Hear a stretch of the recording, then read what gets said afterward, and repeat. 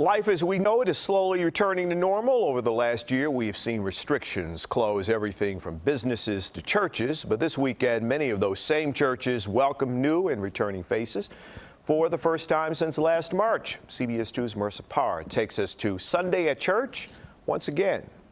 As the city and state reopened and dropped capacity limits, so too did many worship services. For many churchgoers, this was the first Mass without a mask in over a year. As the pandemic changed every fabric of our lives, worship was no different. I have not been here since March of 2020, so it's been a while. Tasha McShane is one of many back to worship in person for the first time in over a year.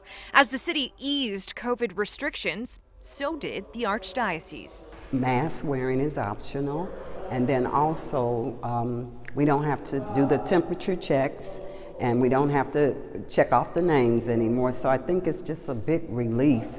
For many, worship in the pandemic has been a virtual experience as COVID restrictions put a cap on large gatherings. I couldn't have gotten through without my faith, you know, the old 3Fs, faith, family, and friends. And so I would do Mass on Zooms. So they set out at once. Online viewership after last March skyrocketed for churches like Old St. Pat's. Their live stream soared from 500 to 30,000 views per video. And then there were the churches that pushed back, asking for capacity exemptions and holding packed services against the state's order. But now, as COVID rates fall, back are the packed pews, Holy Communion, the choirs, and for churchgoers we spoke to, It was like coming home again. And to do it in person today and to do the peace be with you and to look around, it just was something very emotional.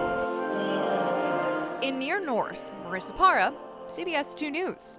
The Archdiocese says while masks are not required for vaccinated people, they are recommended for unvaccinated children and for pastors celebrating infant baptisms.